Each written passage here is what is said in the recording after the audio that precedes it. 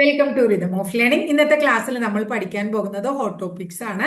3 hot topics പഠിക്കും. പ്രധാനപ്പെട്ട നമ്മൾ 10-45ഓളം ക്ലാസ്സുകൾ കഴിഞ്ഞു. പ്രധാനപ്പെട്ട കുറേയധികം ഹോട്ട് ടോപ്പിക്സ് ഒരു ദിവസം മിനിമം 3 ഹോട്ട് ടോപ്പിക്സ് വെച്ചെങ്കിലും നമ്മൾ ക്ലാസ്സിൽ ഇടാറുണ്ട്.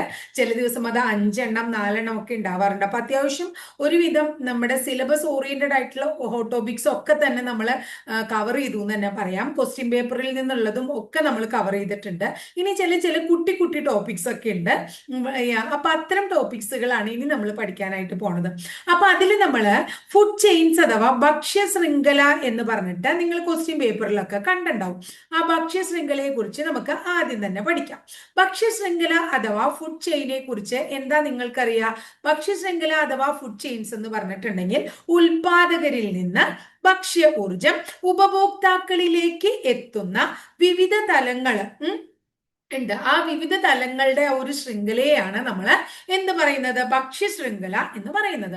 ആ ശൃംഖലയിലെ അല്ലെങ്കിൽ ആ കണ്ണിയിലെ ആദ്യത്തെ ആള് അല്ലെങ്കിൽ ആദ്യത്തെ കണ്ണി എന്ന് പറയുന്നത് പ്രൊഡ്യൂസർ ആണ് അല്ലെങ്കിൽ ഉൽപാദകരാണ്. പ്രൊഡ്യൂസർ എന്ന് തന്നെ കാണണമെന്നില്ല, ചിലപ്പോൾ നമ്മൾ ഇങ്ങനെ കാണാം ഹരിത സസ്യങ്ങളാണ്.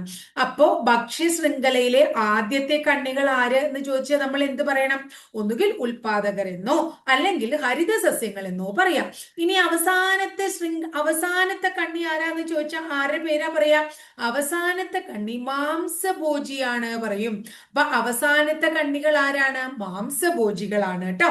ഇനി അടുത്തത് ഭക്ഷ്യശൃംഖല. പ്രധാനമായിട്ടും 2 തരത്തിലാണ് ഭക്ഷ്യശൃംഖല കാണപ്പെടുന്നത്. ആദ്യത്തേതിനെ നമുക്ക് ഗ്രേസിംഗ് ഫുഡ് ചെയിൻ എന്ന് വിളിക്കാം. എന്താണ് ഗ്രേസിംഗ്? മലയാളത്തിലും അങ്ങനെ തന്നെയാണ് പറയണത്. ഗ്രേസിംഗ് ഫുഡ് ചെയിൻ എന്നാണ് ആദ്യത്തേതിനെ വിളിക്കുന്നത്. അടുത്തതിനെയോ ഡെട്രിറ്റസ് എന്ന് വിളിക്കും. എന്താണ്? ഡെട്രിറ്റസ് ഫുഡ് ചെയിൻ എന്നും വിളിക്കും. അപ്പൊ ഗ്രേസിംഗ് ഫുഡ് ചെയിൻ അഥവാ ഡെട്രിറ്റസ് ഫുഡ് ചെയിൻ എന്നിങ്ങനെ 2 ഫുഡ് ചെയിൻസ് ഉണ്ട്. അതില് എന്താണ് ഗ്രേസിംഗ് ഫുഡ് ചെയിൻസ് ചോദിച്ചിട്ടുണ്ടെങ്കിൽ ഇത് ആരംഭിക്കുന്നത്, ഗ്രേസിംഗ് ഫുഡ് ചെയിൻസ് ആരംഭിക്കുന്നത് ആരിൽ നിന്നാണെന്നറിയോ നിങ്ങൾക്ക്? ഹരിത സസ്യങ്ങളിൽ നിന്ന് ആരംഭിക്കുന്ന ഫുഡ് ചെയിനിനെ നമ്മൾ എന്ത് വിളിക്കുന്നു? ഗ്രേസിംഗ് ഫുഡ് ചെയിൻ എന്ന് വിളിക്കുന്നു. എന്നാൽ മൃത കാർബണീക വസ്തുക്കളിൽ നിന്ന് ആരംഭിക്കുന്നതിനെ എന്താണ്? മൃത കാർബണീക വസ്തുക്കളിൽ നിന്ന് ആരംഭിക്കുന്ന ഫുഡ് ചെയിനെ നമ്മൾ എന്ത് വിളിക്കുന്നു? ഡെട്രിറ്റസ് ഫുഡ് ചെയിൻ എന്ന് വിളിക്കുന്നു. ക്ലിയർ ആയോ? ഇനി ഹരിത സസ്യങ്ങളിൽ നിന്ന് ആരംഭിക്കുന്ന ഭക്ഷ്യ ശൃംഖലയിൽ എന്തുപെടും? ആദ്യം പുല്ല് വരും, അതിനുശേഷം എന്ത് വരും? പുൽച്ചാടി വരും. പുൽച്ചാടിയെ തിന്നുന്ന ആര് വരും? തവള വരും. തവളയെ തിന്നുന്ന ആര് വരും? പാമ്പ് വരും. പാമ്പിനെ തിന്നുന്ന ആര് വരും? പരുന്ത് വരും. അത് കഴിഞ്ഞിട്ട് അവസാനം എന്ത് വരും? ബാക്ടീരിയം വരും. ഇങ്ങനെയാണ് ആ ഒരു എന്ത് പോകുന്നത്? ഫുഡ് ചെയിൻ പോകുന്നത്. ക്ലിയർ ആയോ മക്കളെ? ക്ലിയർ ആയില്ലേ? അപ്പൊ ഡെട്രിറ്റസും ഉണ്ട്, അതുപോലെ തന്നെ ഗ്രേസിംഗ് ഫുഡ് ചെയിനും ഉണ്ട്. ഇനി അടുത്തത് നിങ്ങൾ എന്താ പഠിക്കേണ്ടതെന്ന് വെച്ചിട്ടുണ്ടെങ്കിൽ ഫുഡ് ചെയിനെ കുറിച്ച് ഈ ഭക്ഷ്യ ശൃംഖല ജാലത്തില് ജീവികളുടെ വിവിധ പോഷണ തലങ്ങൾ നമ്മളോട് ചോദിക്കാറുണ്ട്. വിവിധ തലങ്ങളെ കുറിച്ച് ആദ്യത്തെ 1-ാമത്തെ പോഷണ തലത്തിൽ പെടുന്നത് ആരാണ്? ഉൽപാദകർ. നമ്മൾ നേരത്തെ പറഞ്ഞ പോലെ ഉൽപാദകരാണ്. ഈ ഉൽപാദകർ ആരായിരിക്കും? ഹരിത സസ്യങ്ങളായിരിക്കും. ആരാണ്? ഹരിത സസ്യം അല്ലെങ്കിൽ ഉൽപാദകർ, രണ്ടും ഒന്ന് തന്നെ അല്ലെ. അപ്പൊ ഇതിൽ ആരൊക്കെ പെടുകയെന്നൊന്ന് പഠിച്ചേ. സസ്യപ്ലവകങ്ങൾ പെടും. പിന്നെ ആര് വരും? പുല്ലുകളൊക്കെ പെടും. പിന്നെ ആരാ വരിക? വൃക്ഷങ്ങളൊക്കെ പെടും. ഇതാണ് 1-ാമത്തെ കാറ്റഗറിയിൽ വരിക. ഇനി 2-ാമത്തെ പോഷണ തലത്തിൽ ആരാ വരിക? 2-ാമത്തെ പോഷണ തലത്തില് നമ്മൾ പറയും പ്രാഥമിക ഉപഭോക്താക്കൾ പെടും. അപ്പൊ ആദ്യത്തേത് ഉൽപാദകരാണ്, അവർ ഹരിത സസ്യങ്ങളാണ്. 2-ാമത് പ്രാഥമിക ഉപഭോക്താക്കളാണ്. അവരാരാന്നറിയോ നിങ്ങൾക്ക്? അവർ സസ്യാഹാരികളായിരിക്കും, സസ്യാഹാരം ഭക്ഷിക്കുന്നവരായിരിക്കും. അപ്പോ എന്താണ്? പുൽച്ചാടി ല്ലെ, പശു എന്നൊക്കെ പറയുന്നത് എന്തിൽ പെടും? ഈ എന്താ പറയാ പ്രാഥമിക ഉപഭോക്താക്കളിൽ പെടും.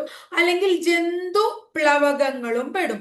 അപ്പൊ ജന്തു പ്ലവകങ്ങൾ, സസ്യപ്ലവകങ്ങൾ ഉൽപാദകരാണ്, ജന്തു പ്ലവകങ്ങൾ പ്രാഥമിക ഉപഭോക്താക്കളാണ്. ഇനി മൂന്നാമത്തെ പോഷണ തലത്തിൽ ആരാ പെടുക? ദ്വിതീയ ഉപഭോക്താക്കളാണ് പെടുക. ആരാണ്? ദ്വിതീയ ഉപഭോക്താക്കൾ പെടും. ഈ ദ്വിതീയ ഉപഭോക്താക്കൾ എങ്ങനെയായിരിക്കും? ദ്വിതീയ ഉപഭോക്താക്കൾ മാംസാഹാരികളായിരിക്കും, മാംസാഹാരികളായിരിക്കും എന്ന് പറയണം ട്ടോ. ഇനി അപ്പൊ അവരാരൊക്കെയാണ്? പക്ഷികൾ പെടും ഇതില്, അതുപോലെ തന്നെ സസ്തനികൾ പെടും, പിന്നെ എന്താ പറയാ, ചെന്നായ, ഓന്ത്, അങ്ങനെയുള്ളതൊക്കെ ഇല്ലേ, അതൊക്കെ ഏതിലാ പെടുക? ഈ മാംസാഹാരികളിൽ അല്ലെങ്കിൽ ദ്വിതീയ ഉപഭോക്താക്കളിൽ പെടും. ഇനി ഫോർത്ത് പൊസിഷനിലെ നാലാമത്തെ പോഷണ തലത്തില് ആരാ ഉണ്ടാവുക? തൃതീയ ഉപഭോക്താക്കൾ ഉണ്ടാവും.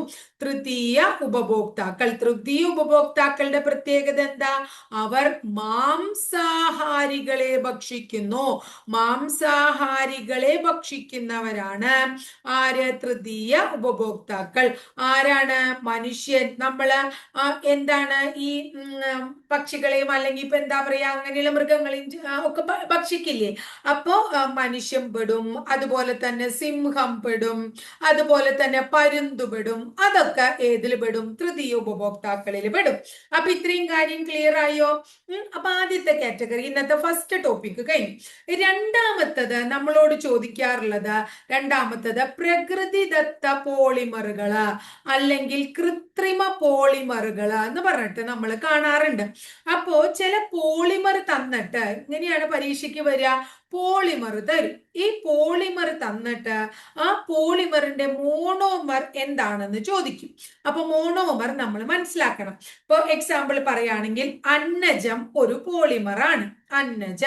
അന്നജത്തിന്റെ മോണോമർ എന്താ എന്ന് ചോദിച്ചാൽ നമ്മൾ പറയണം ഗ്ലൂക്കോസ് ആണ്. അന്നജത്തിന്റെ മോണോമർ എന്താണ്? ഗ്ലൂക്കോസ് ആണ്. അതുപോലെ തന്നെ സെല്ലുലോസ് എന്ന പോളിമറിന്റെ മോണോമറും എന്തുതന്നെയാണ്? ഗ്ലൂക്കോസ് തന്നെയാണ്. ഇനി അടുത്തത് നോക്കൂ, പ്രോട്ടീനുകളുടെ മോണോമർ ഏതാണ് അറിയോ നിങ്ങൾക്ക്? ആമിനോ ആസിഡുകളാണ്. എന്താണ്? ആമിനോ ആസിഡുകളാണ്. അടുത്തത് എന്താണ്? പ്രകൃതിദത്ത റബ്ബർ. എന്താണ്? പ്രകൃതിദത്ത റബ്ബർ. ഈ പ്രകൃതിയിൽ നിന്നുള്ള റബ്ബർ, ഈ പ്രകൃതിദത്ത റബ്ബറിന്റെ മോണോമർ ഏതാണ്? ഐസോപ്രീൻ ആണ്. ചോദിച്ചു കണ്ടിട്ടില്ലേ എത്രയോ പ്രാവശ്യമാണ് അന്നജത്തിന്റെയും സെല്ലുലോസിന്റെയും പ്രകൃതിദത്ത റബ്ബറിന്റെയും ഒക്കെ ചോദിച്ചു കണ്ടേക്കണേ. ഇത് പ്രകൃതിദത്ത പോളിമർ ആണെങ്കിൽ അടുത്തത് നമുക്ക് പഠിക്കാനുള്ളത് കൃത്രിമ പോളിമറുകളെ കുറിച്ചാണ്. അപ്പൊ കൃത്രിമ പോളിമറുകളെ കുറിച്ച് പഠിക്കാനേ കൃത്രിമ പോളിമർ ചിലത് തരും. ഇവിടെ പോളിമർ തരും. ഇനി അടുത്തത് നമ്മൾ എന്ത് പഠിക്കണം? അപ്പൊ അതിന്റെ മോണോമർ പഠിക്കണം അല്ലെ? അപ്പോ ഏതാണ് കൃത്രിമ പോളിമറുകൾ നമുക്ക് പഠിക്കാനുള്ളത്? കൃത്രിമ പോളിമറില് നമുക്ക് ഒന്ന് പറയാം, കൃത്രിമ റബ്ബർ. ഏതാണ് കൃത്രിമ റബ്ബർ? നിയോപ്രീനെ നമ്മൾ എന്താ വിളിക്കണേ? കൃത്രിമ റബ്ബർ എന്നാ വിളിക്കണേ അല്ലെ? അതിന്റെ മോണോമർ എന്താ അറിയോ നിങ്ങൾക്ക്? ക്ലോറോപ്രീൻ ആണ്. എന്താണ്? ക്ലോറോപ്രീൻ ആണ്. ഇനി അടുത്തത് പി വി സിയുടെ ഏതാണ് മോണോമർ? വിനൈൽ ക്ലോറൈഡ് ആണ്. Vinyl chloride. പി വി സിയുടെ ഏതാ? വിനൈൽ ക്ലോറൈഡ് ആണ്. അടുത്തത് നമുക്ക് ബേക്കലൈറ്റിന്റെ മോണോമർ ചോദിച്ചാൽ നിങ്ങൾ ഏതൊക്കെയാ പറയാ? ബേക്കലൈറ്റിന്റെ മോണോമർ ഒന്ന് നിങ്ങൾക്ക് ഫിനോള്. ഏതാണ്? ഫിനോൾ ഉണ്ട്. അതുപോലെ തന്നെ ഫോർമാൽഡിഹൈഡും ഉണ്ട്. എന്താണ്? ഫോർമാൽഡിഹൈഡ്. മൃതദേഹം കേടുകൂടാതെ സൂക്ഷിക്കുന്നു അല്ലെ? ഫോർമാൽഡിഹൈഡ്. ഇനി അടുത്തത് പോളിസ്റ്റൈറിൻ. എന്താണ്? പോളിസ്റ്റൈറിന്റെ എന്താണ് മോണോമർ? എന്താണ്? സ്റ്റൈറീൻ ആണ് കേട്ടോ. ഇത് പഠിക്കാൻ എളുപ്പമാണ്. എന്താണ്? സ്റ്റൈറീൻ ആണ്. അടുത്തത് പോളിത്തീൻ. എന്താണ്? പോളിത്തീന്റെ മോണോമർ എന്താണ്? ഈതീൻ. പോളിത്തീന്റെ മോണോമർ എന്താണ്?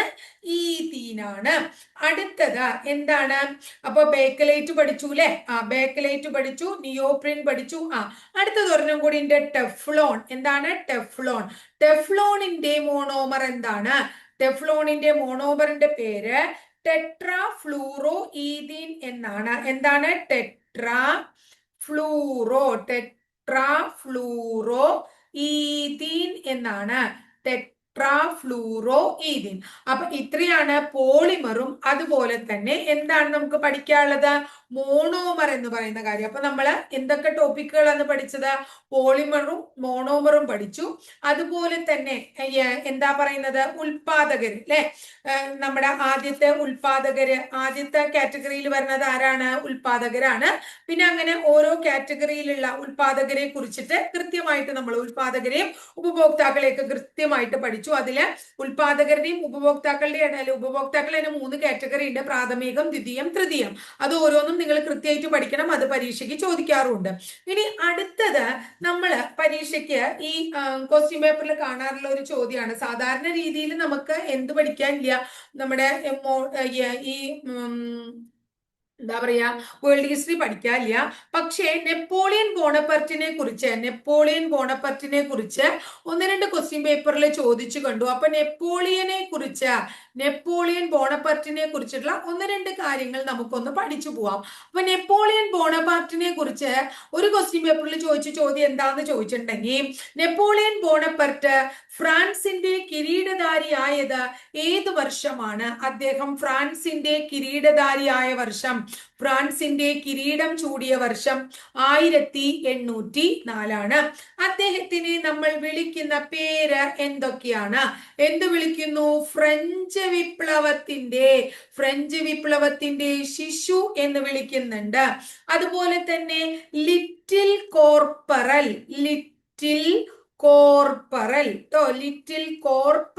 എന്ന് വിളിക്കുന്നുണ്ട്. അതുപോലെ തന്നെ മാൻ ഓഫ് ഡെസ്റ്റിനി എന്ന് വിളിക്കുന്നുണ്ട്. ഇതൊക്കെ പരീക്ഷയ്ക്ക് ചോദിച്ച് കണ്ടിട്ടുള്ള ചോദ്യങ്ങളാണ്. മാൻ ഓഫ് ഡെസ്റ്റിനി എന്ന് വിളിക്കുന്നുണ്ട്.